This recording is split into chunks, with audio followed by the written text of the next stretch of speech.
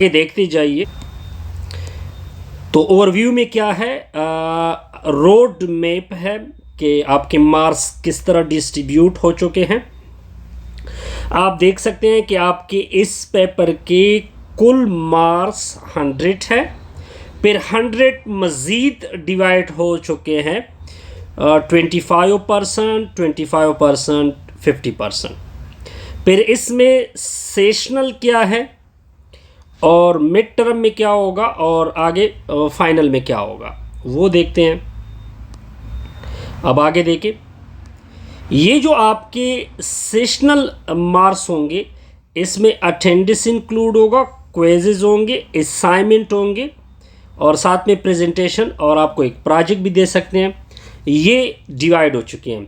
और mid term का paper Tiwari होगा जो आपको लेक्चर दिए जाते हैं, और फाइनल टर्म में जो होगा वो 50% होगा। क्या होगा इसमें ये होगा कि आपके जो कोर्स है रिलेटेड कोर्स हैं, मिड टर्म भी इंक्लूड हो सकता है, मिड टर्म के बगैर जो मिड टर्म के बाद चीज़ें हैं वो साथ साथ क्या करेंगे वो डिस्कस कर वो आपके पेपर में आएगा। अब आते हैं जी नेक्स्ट देखें। अब मिड टर्म की बात करते हैं जी। मिड टर्म में क्या है, आपने फंक्शन जो लेक्चर 2 है, सेट थ्योरी का कोई कंसेप्ट आएगा, यूनियन, इंटरसेक्शन, प्रीपोजिशन, लॉजिक, ठीक है, ये पढ़ेंगे और साथ प्रीपोजिशन और लॉजिक पढ़ेंगे, और साथ साथ आप क्या करोगे काउंटिंग को, जो काउंटिंग प्रिंसिपल है उसको क्या करेंगे, आपके मिड टर्म होगा। अब आते हैं जी नेक्स्ट, 50% आपके फाइनल के होंगे जिसमें डिस्क्रीट प्रोबेबिलिटी, यानी प्रोबेबिलिटी का कंसेप्ट आपके फाइनल में होगा, रिलेशन होंगे, मुख्तलिफ रिलेशन आएंगे, देखिए बाद में देखते हैं। ग्राफ थ्योरी का कंसेप्ट आएगा, और ट्रीज, ग्राफ थ्योरी में फिर ट्रीज आते हैं, फिर एल्गोरिथम आता है, ये सब आपके फाइनल में होगा। और आपके इस कोर्स का नाम, आपके इस सब्जेक्ट का नाम डिस्क्रीट स्ट्रक्चर है। क्या है जी, discrete structure.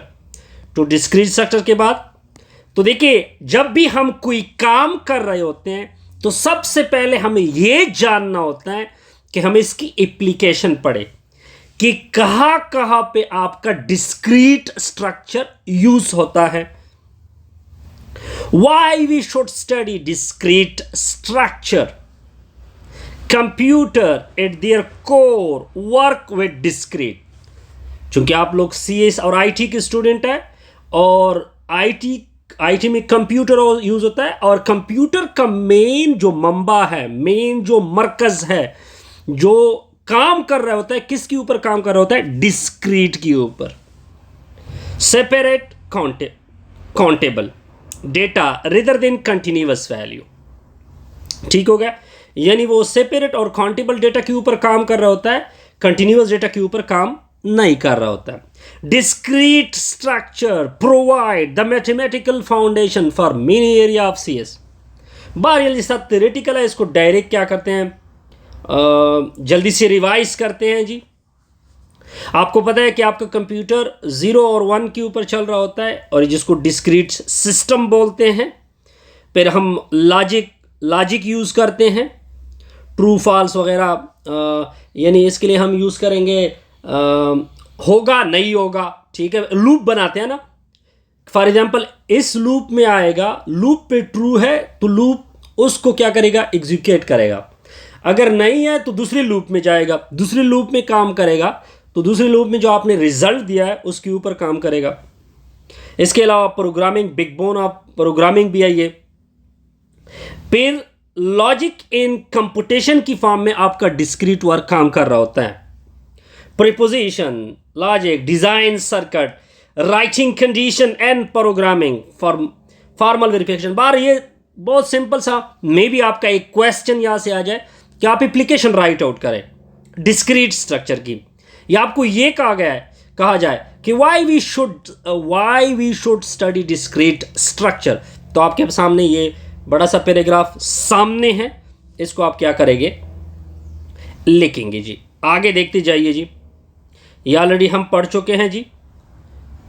Y we should study discrete structure, data representation, algorithm in complexity, graph entries.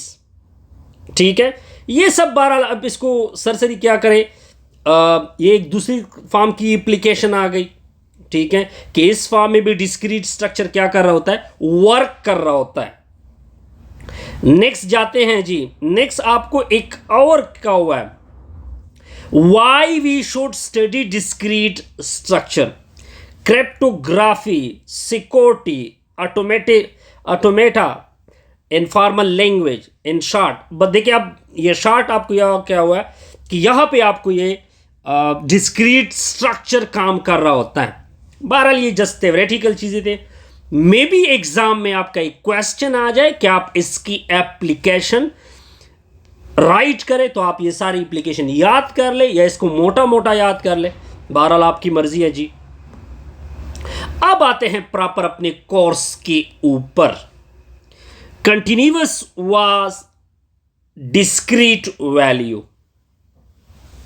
देखिए अगर बात की जाए कंटिन्यूअस की, बल्कि यहां से स्टार्ट लेते हैं, सेट कैसे कहते हैं।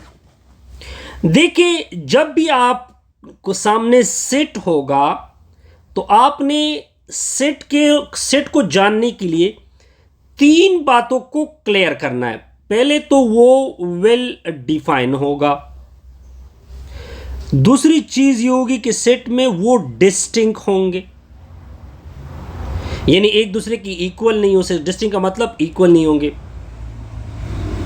फिर ये क्या होगा, कलेक्शन होगी इसमें।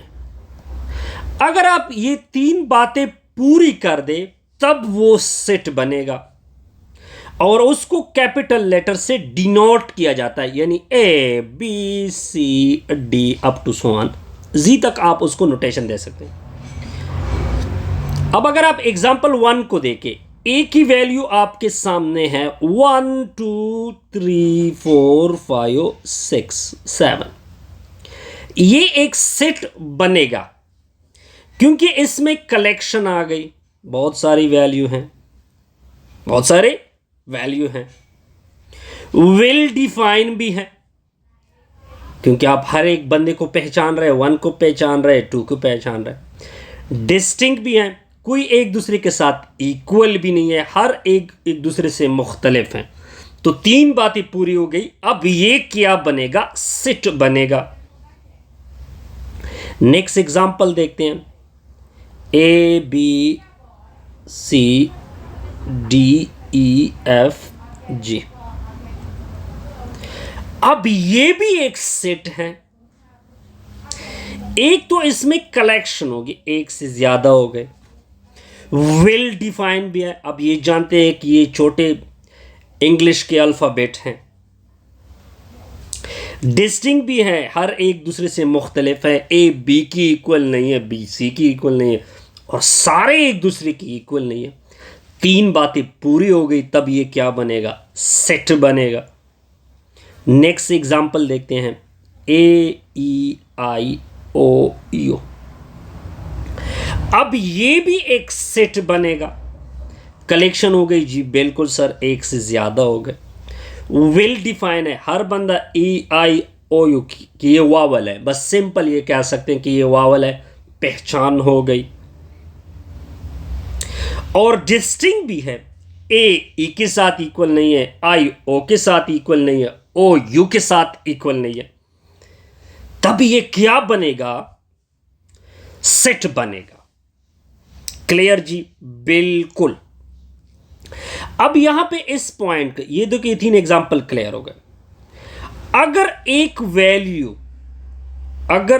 वैल्यू सेट में मौजूद है तब आप लिखोगे x belong to A. For example 1 किस में मौजूद है, ए में, तो आप लिखोगे 1 belong to A. 7 belong to A. अगर मैं लिखूं 8, क्या 8 ए में मौजूद है, नहीं है, तो फिर आप लिखोगे cross. It mean that doesn't belong. क्या है जी? डज नॉट बिलोंग, कि ये एलिमेंट ए में मौजूद नहीं है। अब फिर आते हैं डिफरेंट सेट के ऊपर। नंबर 1 है एम्प्टी सेट, वो सेट जिसमें कुछ ना हो।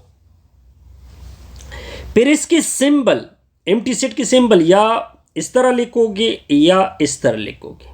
अब देखिए इसके अंदर कुछ भी नहीं है, तो ये किसकी रिप्रेजेंटेशन होगी? एम्प्टी सेट की। अब आते हैं सिंगलटन सेट, वो सेट जिसमें एक एलिमेंट हो, इसकी कोई सिंबल नहीं है और ये इसकी एग्जाम्पल है। अब देखिए इसमें एलिमेंट की तादाद 1 है, जिसमें एलिमेंट की तादाद 1 होगी वो क्या बनेगा? Singleton set. क्लियर जी?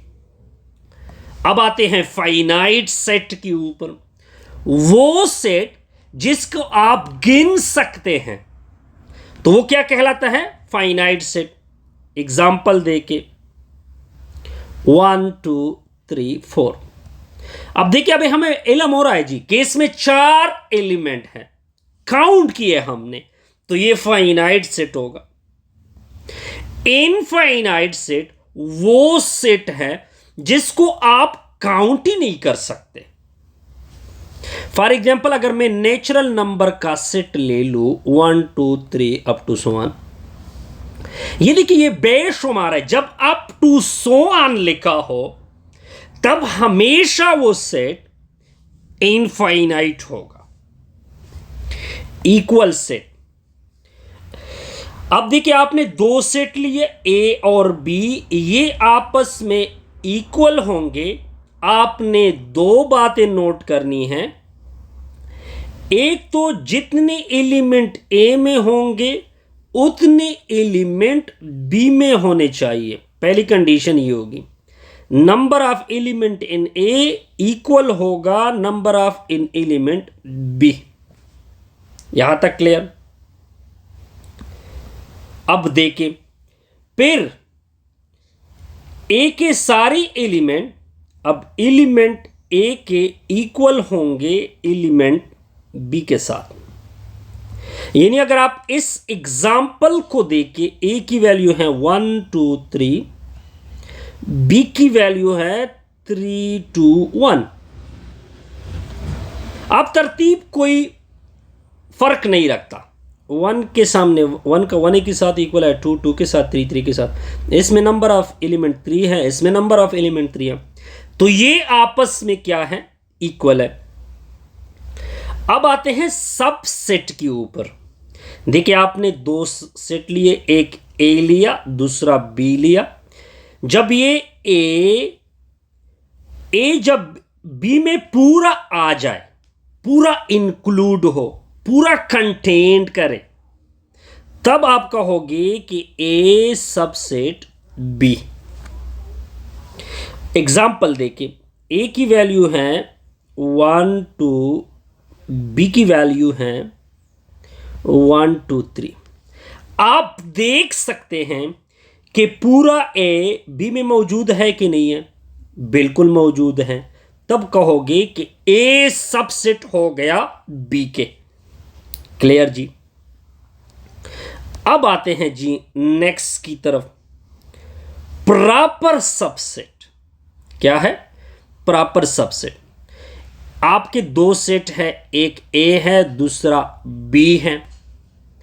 जब आप प्रॉपर बनेंगे तो आप इसकी नीचे ये जो सिंबल है, नीचे जो हम इसके नीचे डैश डालते हैं या लकीर कहते हैं, वो नहीं लिखोगे। इसका मतलब होता है ए प्रॉपर सबसेट है बी का। एग्जाम्पल से क्लियर करते हैं जी इसको। अब देखिए ए की वैल्यू है 1 2, बी की वैल्यू है 1 2 3।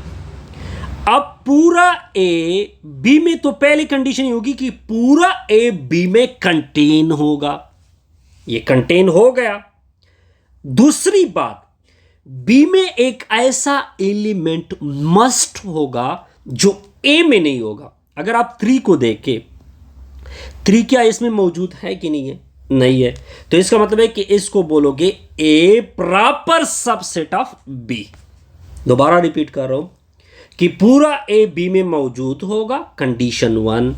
कंडीशन 2, बी में एक ऐसा एलिमेंट जरूर होना चाहिए जो कि ए में ना हो। इसको क्या बोलेंगे? Proper subset. अब आते हैं जी पावर सेट की तरफ। पावर सेट क्या है? फॉर एग्जाम्पल आपने ए की वैल्यू ले ली 1 2। पावर सेट को डिनोट किया जाता है पी ऑफ ए, यानी आप पावर सेट ले रहे हैं ए का। तो देखिए पावर सेट ए के सारे सबसेट, ए के सारे सबसेट एक एम्प्टी है। एम्प्टी तो हर सेट में मौजूद होगा। एक 1 है, ये भी इसमें मौजूद है, ये भी इसका सबसेट होगा। 2 भी है, ये भी इसमें मौजूद है। 1 2 भी है। ऑल पॉसिबल सबसेट को पावर सेट बोलते हैं। क्लियर जी? ये हो गई जी पावर सेट। अब आते हैं जी नेक्स्ट की तरफ, सुपर सेट। एग्जाम्पल से काम लेते हैं जी। सॉरी, 1 2 3। बी की वैल्यू है 1 2। अब देखिए, a set that contain all element of another set. जो फर्स्ट सेट है वो बी के सारे एलिमेंट को कंटेन कर रहा है अपने अंदर, क्योंकि ये दोनों आप इधर मौजूद है। तो इसको क्या बोलते हैं? Super set. अब आते हैं यूनिवर्सल सेट। वो सेट, यूनिवर्सल को तो यू से डिनोट किया जाता है। वो सेट, जो सेट आप ले रहे हो उसको कंटेन करे। हर बंदे के लिए यूनिवर्सल डिफरेंट हो सकता है। एग्जाम्पल से काम लेते हैं। यू की वैल्यू 1 2 3 4 5। अब देखिए ए की वैल्यू मैंने ले ली 1 3। अब ये यूनिवर्सल बन सकता है। किसके लिए यूनिवर्सल बन सकता है? ए के लिए, क्योंकि पूरा ए इस यू में मौजूद है। तो यू इसके लिए यूनिवर्सल सेट बनेगा। क्लियर जी? अब नेक्स्ट की तरफ जाते हैं। फिर आते हैं सेट ऑपरेशन की तरफ। Union, intersection, disjoin, complement, difference, symmetric difference.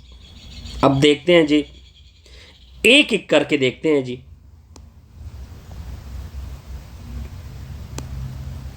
अब देखिए यूनियन क्या है। अगर नेक्स्ट स्लाइड के ऊपर मौजूद हो तो हम प्रॉपर इसको डिफाइन कर सकते हैं। नहीं है, चलो इसको सर से डिस्कस करते हैं। यूनियन किसे कहते हैं? 2 सेट है, एक ए है दूसरा बी है। दोनों के एलिमेंट को इकट्ठा लिख दो इस तरह, और जो कॉमन एलिमेंट है उसको इसमें एक टाइम पुट कर दो। ये यूनियन होगा। ये आपका ए है, ये बी है। अब इंटरसेक्शन की तरफ आते हैं। अब इंटरसेक्शन का रहा है, इन और इसमें जो कॉमन एलिमेंट है वो इधर आएगा। अब आते हैं डिसजॉइंट की तरफ, जिसका इंटरसेक्शन एम्प्टी आ जाए, यानी इधर कुछ भी ना हो, या आप इस तरह लिख सकते हैं एम्प्टी, तो वो डिसजॉइंट सेट कहलाते हैं। कॉम्प्लीमेंट, फॉर एग्जांपल ए है, आप उसका कॉम्प्लीमेंट ले रहे हैं। कॉम्प्लीमेंट का मतलब यूनिवर्सल से ये सेट निकाल दो। डिफरेंस, फॉर एग्जांपल 2 सेट है, एक ए है दूसरा बी है। ए माइनस बी कर रहे हो तो ए के एलिमेंट बी की जो एलिमेंट है वो ए के फॉर एग्जांपल कॉमन एलिमेंट एक दूसरे से कैंसिल होंगे। जो ए में बचेगा वो आपके डिफरेंस में आएगा। साइमेट्रिक डिफरेंस, ये फॉर एग्जांपल ए है, ये बी है। साइमेट्रिक डिफरेंस को इससे डिनोट किया जाता है। The symmetric difference of two set A and B is the set of elements that belong to either A or B but not both. यानी साइमेट्रिक डिफरेंस, बहरहाल इसके ऊपर शायद कुछ और अलग हो एग्जाम्पल में, तो देखते हैं जी। साइमेट्रिक डिफरेंस क्या है? जिसमें आपने वो एलिमेंट लेने हैं जो कि आइदर ए या बी में हो। आइदर ए या ए की एलिमेंट लोगे या बी की एलिमेंट लोगे, बट नॉट टू बोथ, लेकिन दोनों की नहीं ले सकते। ठीक हो गया। फिर आते हैं कार्डिनलिटी की तरफ। कार्डिनलिटी तो सिंपल है। कार्डिनलिटी क्या है? किसी भी सेट के एलिमेंट को काउंट करना। इसमें कार्डिनलिटी फॉर एग्जांपल ए है, जब कार्डिनलिटी करोगे तो आप एब्सोल्यूट डालोगे इस तरह। इसमें नंबर ऑफ एलिमेंट की तादाद क्या है? 4 है। लेकिन अगर कोई हिस्सा रिपीट हो चुका है तो आप उसको एक टाइम लिखोगे। ये कार्डिनलिटी हो गई। ये कार्डिनलिटी क्लियर हो गई जी। फिर कार्टेशियन प्रोडक्ट किसे कहते हैं? आपके दो सेट हैं, एक सेट ए है, दूसरा बी है। आप ले रहे हैं कार्टेशियन, तो दरमियान में रखोगे क्रॉस। ए के सारी एलिमेंट बी के साथ पेयर बनाएंगे। ए के सारी एलिमेंट बी के साथ क्या बनाएंगे? पेयर बनाएंगे। इसमें जो ए होगा ये ए फर्स्ट सेट से आएगा एंड जो बी होगा वो दूसरे सेट से आएगा। इसको बोलते हैं कार्टेशियन प्रोडक्ट। एग्जाम्पल से काम लेते हैं जी। ए की वैल्यू आपको गिवन है 0 1 2, बी की वैल्यू गिवन है 3 5।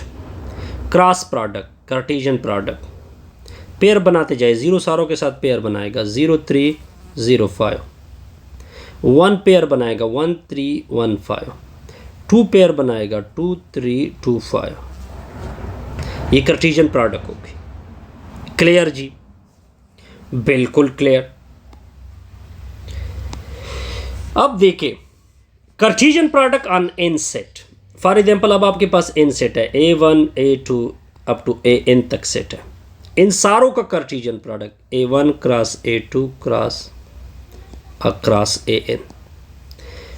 अब देखिए अब पेयर, फर्स्ट एलिमेंट A1 आएगा, फिर पेयर कॉमा, फिर सेकेंड एलिमेंट A2 से अप टू लास्ट एलिमेंट किससे आएगा? AN। इस तरह इन टप्पल बनेंगे। इसको बोलते हैं इन टप्पल।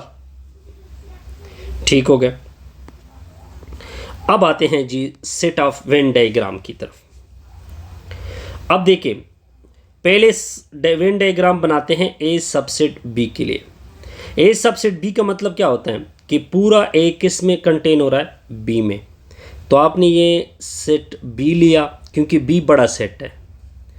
ए किस में कंटेन हो रहा है? बी में। तो ए को क्या करोगे? अंदर रखोगे। यहां तक क्लियर? ये सब सेट के लिए वेन डायग्राम हमने बना लिया। ये आपका सेट ए है। अब इंटरसेक्शन, ये आपका सेट ए है, ये आपका सेट बी है। इंटरसेक्शन मतलब कॉमन रीजन। अब इन दोनों का कॉमन क्या है? ये इसका कॉमन होगा। ये किसका वेन डायग्राम बना चुके हैं? ए इंटरसेक्शन बी का। अब बनाते हैं ए माइनस बी का वेन डायग्राम। ये आपका सेट ए हो गया, ये आपका सेट बी हो गया। ए डिफरेंस बी का मतलब कि इन दोनों में जो कॉमन हिस्सा है उसको आपने शेड नहीं करना है और बी को शेड नहीं करना है। सिर्फ ए की एलिमेंट को क्या करना है? शेड करना है। ये हिस्सा आप कॉमन, जहाँ पे मैंने डॉट लगाया ये मैंने शेड नहीं किया है, सिर्फ आपको बताया कि ये हिस्सा आप शेड नहीं कर सकते। इसकी वजह क्या है? क्योंकि ये ऑलरेडी सब्ट्रैक्ट हो चुका है। ठीक हो गया। अब आते हैं नेक्स्ट की तरफ। नेक्स्ट क्या है sir?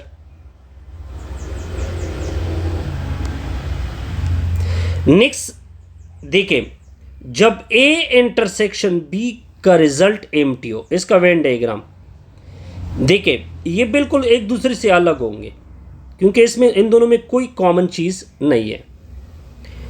A intersection B intersection, A intersection B union C. देखिए अब 3 सेट आएंगे, set A, set B, set C. A B C. अब देखिए बी यूनियन सी पहले देखिए, ये आपका सेट बी है। बी यूनियन सी कौन सा पार्ट होगा? ये पार्ट होगा। यानी बी का हिस्सा और ये कॉमन हिस्सा और साथ में सी का हिस्सा। जब ए के साथ इंटरसेक्शन होगा दोनों का, तो इसका मतलब है कि ये पहले इंटरसेक्शन ए का ले रहा है, ए इंटरसेक्शन बी, तो ये हिस्सा कॉमन होगा, ठीक हो गया। और फिर ये इंटरसेक्शन किसके साथ हो जाएगी, सी के साथ भी होगी, तो ये सी का पार्ट भी लेगा कॉमन हिस्सा। फिर दरमियान में यूनियन है, ये हिस्सा यूनियन ए के साथ है, तो अब तीनों में कॉमन हिस्सा और ये हिस्सा आएगा। A union B whole complement, ये मैंने आपके लिए होमवर्क छोड़ा, बहरहाल मैं इसका रिजल्ट लिख देता हूँ। ये A union B whole complement equal होता है A U minus A union B के। अब आप क्या करोगे कि यूनिवर्सल से बहरहाल लिख देते हैं। अब आपका सेट ए है, सेट बी है, यू से ए यूनियन बी, यानी ए यूनियन बी तो पूरा हिस्सा है ना, वो निकाल दोगे तो यूनिवर्सल सेट में क्या होगी, रिजल्ट आएगा। क्लियर जी, बिल्कुल। बहरहाल ये कुछ चीज़ें हैं जी वेन डायग्राम के ऊपर। जब तीनों में कॉमन कुछ ना हो तो देखिए तीनों अलग अलग होंगे, कुछ भी कॉमन नहीं है। अगर देखे ए इंटरसेक्शन बी का कॉमन हिस्सा, ए है, बी है, सी है, ए इंटरसेक्शन बी का कॉमन हिस्सा, ये कॉमन हिस्सा आ गया, ये कॉमन हिस्सा ए इंटरसेक्शन सी का कॉमन हिस्सा, ये हिस्सा आ गया। अब देखिए दोनों का यूनियन है, A intersection B union A intersection C, दोनों का यानी ए इंटरसेक्शन सी, तो ये पूरा हिस्सा क्या होगा, शीट हो जाएगा। क्लियर जी, बिल्कुल क्लियर। ए यूनियन बी, अब आते हैं इसकी तरफ, intersection C, A union B. अब आपका सेट ए है, सेट बी है, सेट सी है, ए बी और सी। ए यूनियन बी, पहले इस ए यूनियन बी को देखें, ये भी शीट सॉरी, लेकिन उसमें इंटरसेक्स किसी के साथ इंटरसेक्शन, तो ए यूनियन बी का ये कॉमन हिस्सा और साथ में ये हिस्सा। इससे हमारी ये वीडियो क्या होगी, कंप्लीट होगी। बहरहाल इसको खुद चेक कर लें, A intersection B equal to A, ठीक है, इससे हमारी ये वीडियो कंप्लीट।